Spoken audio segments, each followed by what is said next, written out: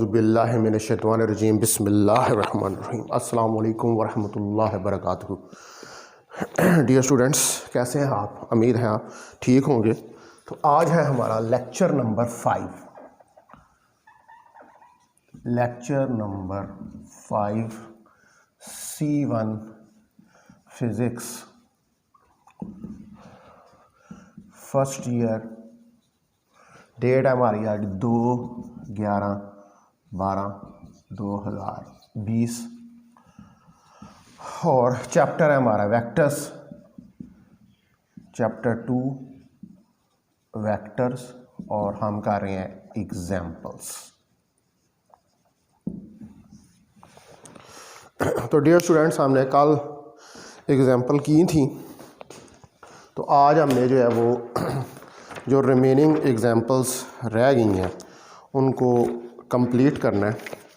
तो कल मैंने आपको 2.5 तक आई थिंक सो कि एग्जाम्पल्स जो है वो करवा दी थी, और अब हमने आज जो है वो स्टार्ट करनी है एग्जाम्पल नंबर 2.6।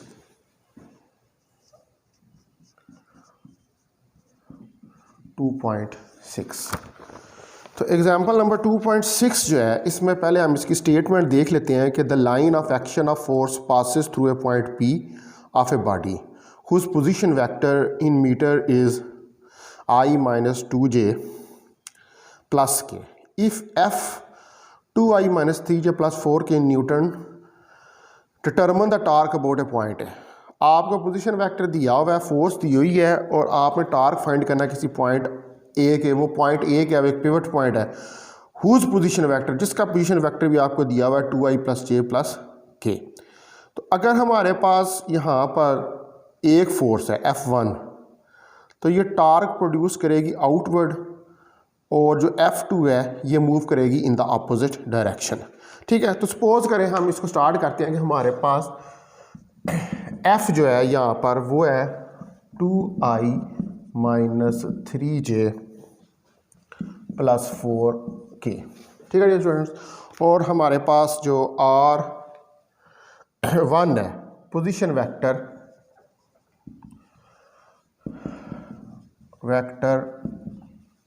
अबाउट ए के अबाउट जो पोजीशन वेक्टर है R1, वो हमें दिया हुआ है 2I + j और + k।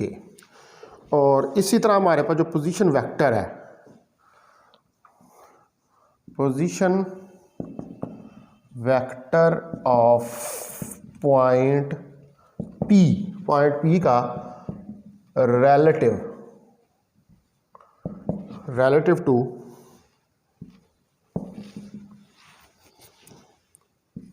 O प्राइम ओरिजिन, वो कितना है हमारे पास? वो है हमारे पास R2 and that is equal to I-2j + k। हमने टार्क फाइंड करना है, टार्क अबाउट पॉइंट ए के अबाउट जो है वो हमने टार्क जो है उसको फाइंड करना है। तो अब हमें इसमें सबसे पहले जो है, क्योंकि हमने ए के अबाउट टार्क जो है उसको फाइंड करना है, तो हमारे पास दो पोजीशन वेक्टर्स हैं। तो पोजीशन वेक्टर ऑफ P जो है, ठीक है, पोजीशन वेक्टर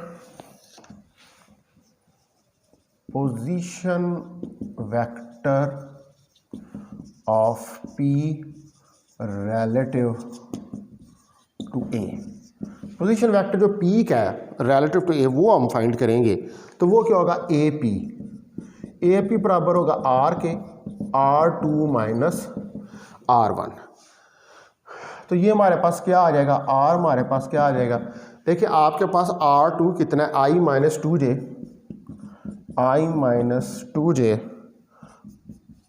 + k। ये आ रहा है आपके पास R2, और -R1 कितना है? 2I + j + k। तो R हमारे पास यहाँ से आप देखें, ये -I और 3j, आर हमारे पास -i -3j के बराबर जो आएगा, क्योंकि के जो है वो तो आपस में कैंसिल होकर 0 हो जाएगा। अब हमने टार्क फाइंड करना है अबाउट ए, तो फाइंड करते हैं हम। तो टार्क को फाइंड करने के लिए अबाउट पॉइंट है, हम क्या करेंगे, डिटर्मिनेंट बना लेंगे। तो टा मेरे पास ये डिटर्मिनेंट आ जाएगा i j और k। तो ये मेरे पास वैल्यूज़ क्या हो जाएंगी, फोर्स माइनस आर की पहली वैल्यू -1 -3 और 0, और फोर्स की 2 -3 और 4। अब आप इसका डिटर्मिनेंट जो है वो ओपन करें तो आप देखेंगे फर्स्ट कॉलम फर्स्ट रो -3 -12 और +0 -j। अब आप देखें सेकंड कॉलम फर्स्ट रो, तो -3 और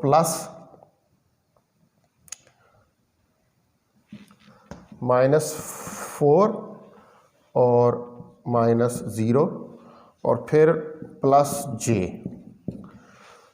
थर्ड कॉलम फर्स्ट रो 3 -3 और +-6। तो ये हमारे पास टा आ जाएगा -12i +4j +9k newton metre. तो डियर स्टूडेंट्स, ये हमारे पास फर्स्ट एग्जांपल जो है वो होगी आज की 2.6। ये टार्क जो है ये हमारे पास निकल आएगा।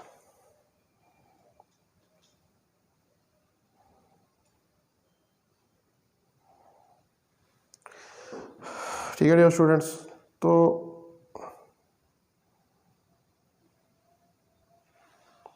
नाउ अगली एग्जांपल जो है उसको हम देखते हैं। नेक्स्ट एग्जांपल जो है हमारे पास वो है 2.7 और ये कंडीशन ऑफ इक्विलिब्रियम से रिलेटेड है।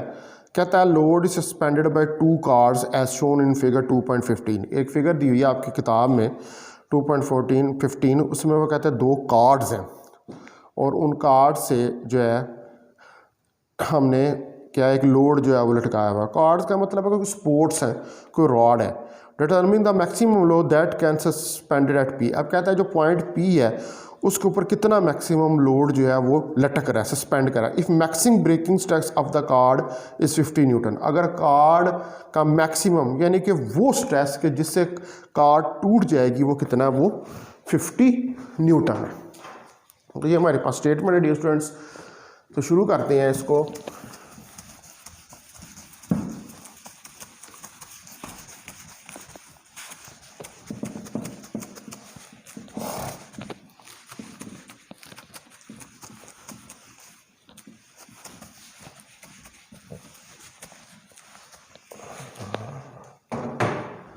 एग्जाम्पल 2.7। तो पहले आप देखेंगे हमें जो चीज़ें गिवन है, एक तो दिया हुआ मैक्सिमम ब्रेकिंग स्ट्रेस और वो कितना दिया हुआ है 50 न्यूटन। हमने maximum suspended load at P जो है वो फाइंड करना है, यानी कि डब्ल्यू हमने फाइंड करना है। अब फिगर जो आपके पास बनी हुई देखिए, ये कार्ड है, यहाँ से ये पॉइंट पी है और इधर से एक ये वेट डब्ल्यू लटक रहा है, जिसको क्या हमने फाइंड करना है। ये यहाँ से 60 डिग्री का एंगल बना रहा है और यहाँ से ये 20 डिग्री का एंगल बना रहा है। अब हमें ये जो है, जारी बात है ये स्ट्रिंग से लटके हुए हैं तो इनके अंदर कोई टेंशन होगी, तो हमें उस टेंशन को कंपोनेंट्स के अंदर रिजॉल्व करना पड़ेगा। देखें आप यहाँ पर ये वेट लटका हुआ है तो एक फोर्स टेंशन की ये जा रही है, इसको हम क्या देते हैं T2, और एक ये जा रही है, इसको हम क्या देते हैं T1। यहाँ से परपेंडिकुलर गड़ा दें, यहाँ से परपेंडिकुलर गड़ा दें, यहाँ से 60 डिग्री का एंगल बन रहा है, यहाँ से 20 डिग्री का एंगल जो है वो बन रहा है। तो देखें इधर ये कंपोनेंट बनेगा T1 cos 60 डिग्री, ये वाला बनेगा T1 sin 60 डिग्री, ये बनेगा T2 cos 20 डिग्री, और ये बनेगा T2 sin 20 डिग्री। ये हमारे पास कंपोनेंट। तो आप इस पर first condition of equilibrium apply करें, पहले हॉरिजॉन्टल एक्सिस के ऊपर लगाएं, तो हमारे पास क्या आ जाएगा T1 cos 60 degree minus T1 cos 60 degree और minus T2 cos 20 degree is equal to 0। तो T1 cos 60 degree is equal to T2 cos 20 degree.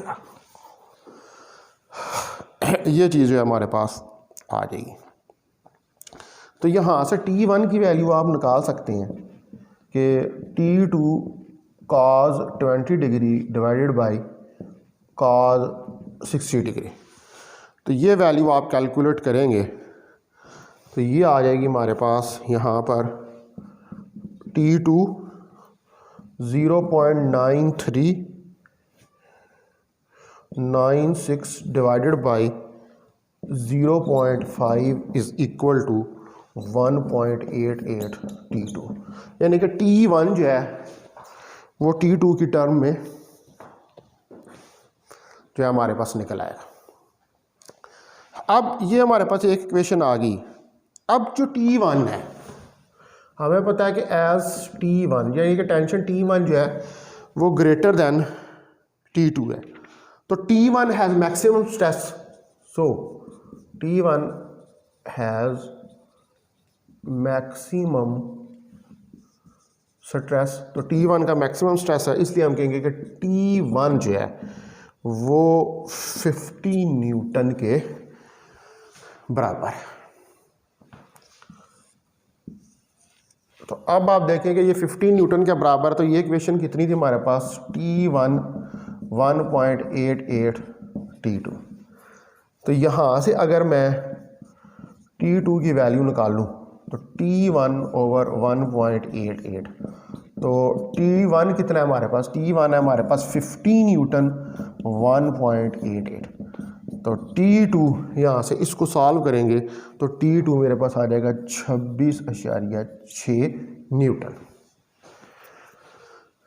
26.6 Newton जो है ये मेरे पास T2 की वैल्यू निकल आएगी। अब आप कंडीशन ऑफ इक्विलिब्रियम जो इसको अप्लाई करें, summation f of y is equal to 0, ठीक है, वर्टिकल पे। तो वर्टिकल पे देखिए एक ये कंपोनेंट बन रहा है, एक ये बन रहा है और W नीचे की तरफ है। तो T1 sine 60 degree plus T2 sine 20 degree minus W is equal to 0। तो इसको हम लिख सकते हैं T1 sine 60 degree plus T2 sine 20 degree is equal to W। ये इसको हम राइट डाउन कर सकते हैं। अब इसको मिटा देते हैं फिगर को हम यहाँ से।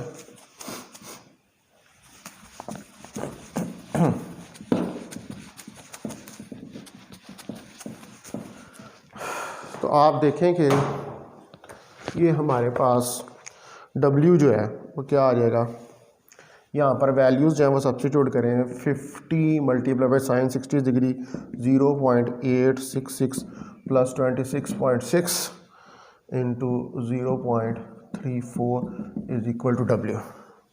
तो यह आ जाएगा 43.0 जमा 9.04 इज इक्वल टू W, और W हमारे पास 52 के बराबर आ जाएगा। ये मैक्सिमम स्ट्रेस है उस सस्पेंडेड वेट का जो एक्ट कर रहा है।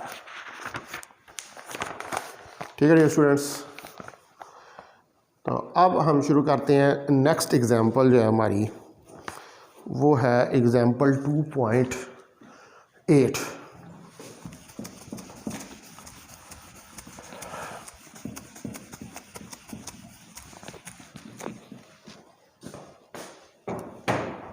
एग्जाम्पल 2.8 को स्टार्ट करते हैं और पहले मैं इसकी स्टेटमेंट जो है उसको रीड डाउन करता हूँ।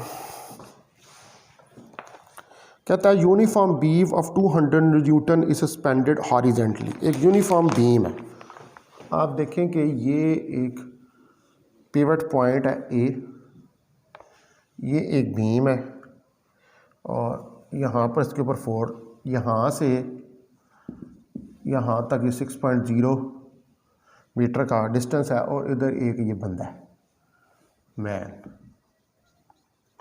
ठीक है। हॉरिजॉन्टली ये बीम जो है वो सपोर्ट हो रही है, ये फिगर है शोन इन फिगर, ये बुक में बनी हुई है। If the breaking stress of rope is 400 newton, ठीक है। अगर जो ब्रेकिंग स्ट्रेस है रोप का वो 400 न्यूटन हो तो how for man of weight 400 newton walk from point A on beam as shown in figure. तो कहता है ये जो बंदा है ये इस बीम के ऊपर कितना फासला तय करेगा, मैं यहाँ से चलकर ये कितने फासले तक ये मैन जो है वो जाएगा इस बीम के ऊपर, वो डिस्टेंस जो है उसको हमने कैलकुलेट करना है। तो अब देखें वेट ऑफ मैन जो दिया हुआ है, वेट ऑफ मैन है हमारे पास W1 400 Newton. Weight of beam जिसके ऊपर ये बीम जो है सपोर्ट जिसके ऊपर बंदा चल रहा है और वो कितनी है हमारे पास W2 is equal to 200 newton, ठीक है। ब्रेकिंग स्ट्रेस ऑफ रोप जो है ब्रेकिंग स्ट्रेस जो है रोप का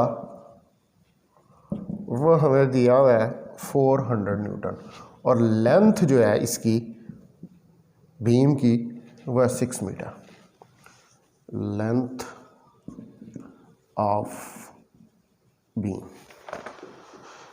ये हमारे पास 6 मीटर है। अब मुझे ये दोबारा फिगर जो है इसको रीड्रा करना पड़ेगा टॉर्क को फाइंड करने के लिए। आप देखें कि ये पिवट पॉइंट है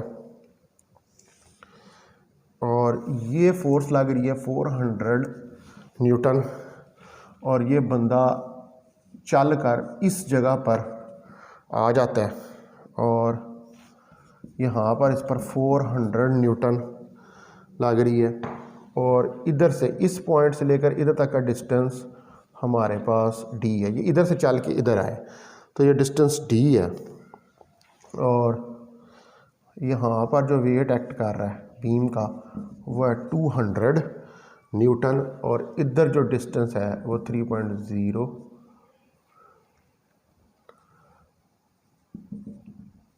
मीटर है,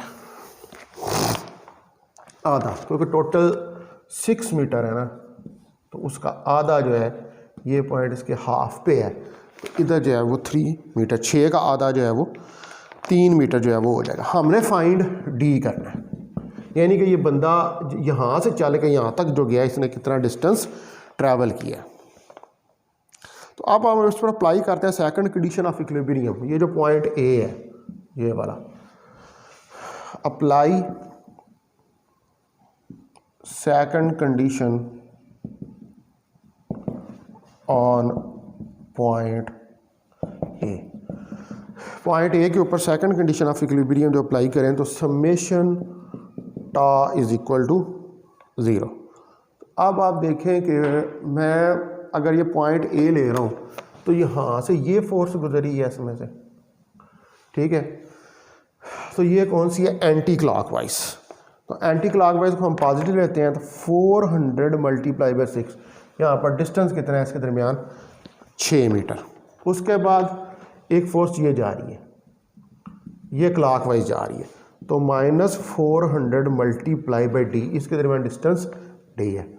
और ये वाली फोर्स भी हमारे पास जा रही है एंटी क्लॉकवाइज, तो ये भी हमारे पास माइनस के साथ आ जाएगी, -3 multiply by 200 that is equal to 0। तो ये हमारे पास हो जाएगा -400D प्लस 1800 इज इक्वल इसको और इसको हम जमा कर देंगे तो 1800 आ जाएगा और डी यहाँ से हमारे पास निकल आएगा 1800 बटा 400 that is equal to 4.5 metre. तो डी हमारे पास 4.5 मीटर, यानी कि ये वाला जो डिस्टेंस है ये कितना है 4.5 मीटर। वो जो आदमी है यहाँ से चलकर यहाँ तक जो गया है उसने यहाँ से चलकर यहाँ तक कितना डिस्टेंस कवर किया है, उसने 4.5 मीटर डिस्टेंस जो है उसको कवर किया। ठीक है डियर स्टूडेंट्स, अब देखते हैं जो है लास्ट एग्जांपल है आपकी इस चैप्टर की 2.9 और उसको सॉल्व करते हैं। उसके बाद ये चैप्टर जो है ये ख़त्म हो जाएगा।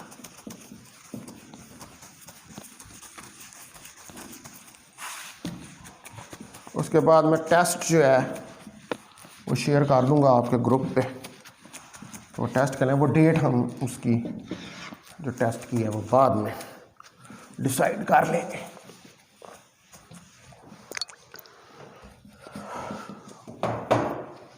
आप देखें एग्जाम्पल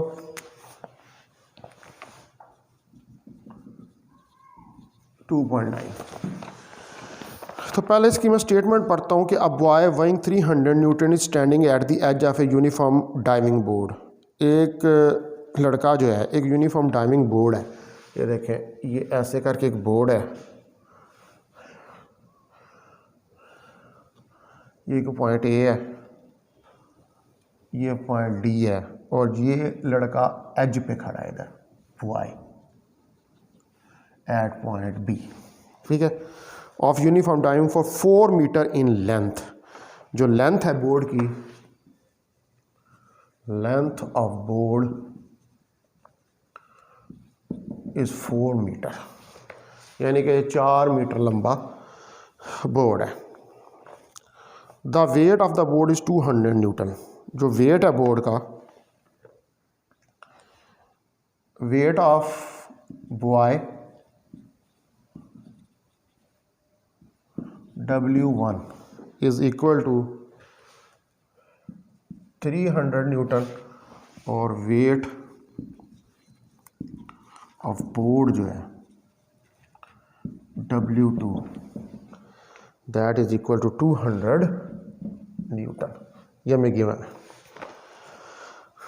तो हमने find the force exerted by pedestals on the board. Pedestals होते हैं ये जो सतून होते हैं, ये सतून कितनी फोर्स जो है वो लगा रहे हैं बोर्ड के ऊपर।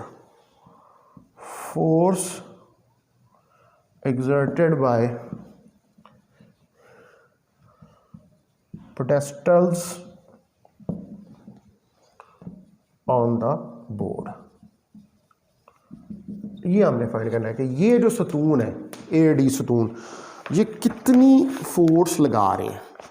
तो इसको करने के लिए हमें जो है वो दोबारा से फिगर जो है वो ड्रा करनी पड़ेगी। तो आप देखें कि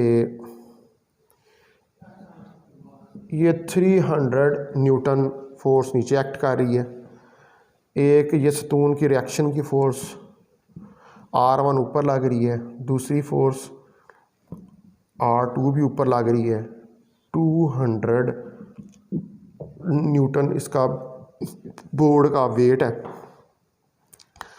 ठीक है डियर स्टूडेंट्स, तो अब इसकी टोटल लेंथ जो है हमारे पास वो 4 मीटर है, यानी कि यहाँ से ये पॉइंट ए आपके पास, ये पॉइंट डी आपके पास, ये पॉइंट सी है और ये बी है। तो हमारे पास ए बी जो है वो कितना है, वो 6 मीटर है। ए बी हमारे पास 6 मीटर है। डी सी हमारे पास 1.0 मीटर है, यानी कि ये वाला 1.0 मीटर है। ठीक है, और हमारे पास ए डी ये भी 1.0 मीटर है। ए डी भी हमारे पास 1.0 मीटर है। उसके बाद डी बी ये हमारे पास 3.0 मीटर है। डी बी हमारे पास 3.0 मीटर है। तो अब आप इसके ऊपर पहले तो लगाएं फर्स्ट कंडीशन ऑफ इक्विलिब्रियम और वो हारे वर्टिकल पे लगे हैं, summation F of Y is equal to 0। तो अब आप देखेंगे ये R1 R2 ये ऊपर एक्ट कर रहे हैं, R1 plus R2 minus 200 minus 300 is equal to 0। 200 300 ये नीचे की तरफ और R1 और R2 ऊपर की तरफ।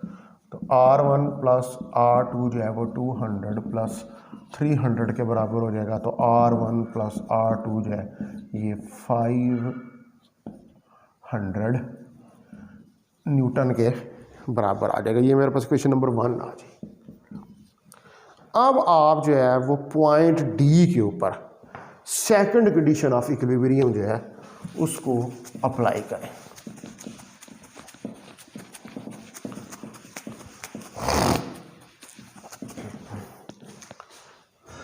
Apply second condition on point D. इस पॉइंट डी के ऊपर सेकंड कंडीशन जो है इसको अप्लाई करें। तो आप देखें कि इस पॉइंट डी में से कौन कौन सी फोर्सेस जो हैं वो गुजर रही हैं। पहले देखें ये R1 इसमें से यूं जा रही है, तो ये कौन सी डायरेक्शन है हमारे पास, क्लॉकवाइज। तो minus R1 multiply by AD, इसके दरमियान डिस्टेंस AD है। उसके बाद हमारे पास ये 300 न्यूटन ये इसमें से यूं गुजर रही है, तो 300 न्यूटन जो है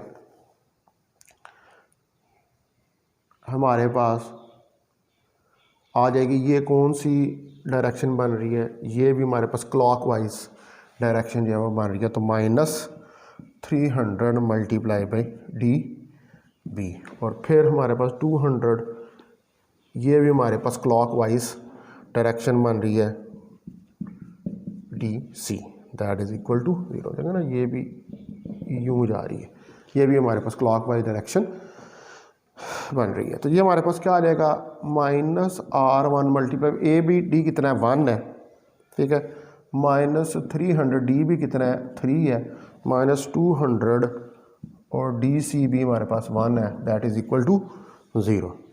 तो minus R1 minus 900 minus 200 is equal to 0। तो minus R1 is equal to 1100 यानी कि R1 माइनस 1100 न्यूटन। अब ये वैल्यू R1 की इक्वेशन नंबर 1 के अंदर सब्स्टिट्यूट कर दें तो minus 1100 plus R2 is equal to 500। तो R2 हमारे पास जो है वो कितना आ जाएगा 1600 न्यूटन। अब R1 के साथ नेगेटिव का साइन आ रहा है, तो इसका मतलब है कि एक्चुअली ये जो R1 थी ना ये डाउनवर्ड डायरेक्शन में एक्ट कर रही थी। As minus R1 showing that it is acting in downward direction, ठीक है, माइनस का मुझे डाउनवर्ड डायरेक्शन में। तो R1 और R2 एक्चुअली क्या हैं, ये हमारे पास रिएक्शन की फोर्सेस हैं जो ये ऊपर की तरफ एक्ट कर रही हैं इन पेडेस्टल्स पे। तो जो यहाँ पर लिटिल कंसिड्रेशन की बात वो ये है कि R1 जो है वो हमने यहाँ पर रॉन्ग डायरेक्शन में ली है। ऐसे R1 ये ऊपर की तरफ लिया है, अभी हमने जब आंसर निकाला है तो ये डाउनवर्ड निकली है, क्योंकि जब यहाँ पर डाउन जब यहाँ पर बंदा खड़ा होगा इस बोर्ड पर डाइव करे तो बोर्ड को नीचे की तरफ जो है वो प्रेस करेगा। तो जब वो बोर्ड को नीचे की तरफ जो है वो प्रेस करेगा तो इसका मतलब है कि हमने इक्विलिब्रियम जो है उसको मेंटेन करना है। तो इक्विलिब्रियम को मेंटेन करने के लिए अपनी करेक्ट कैलकुलेशंस को करने के लिए हमने R1 जे ऊपर वाली डायरेक्शन में ले लिया, ठीक है। मगर ना हम ये जो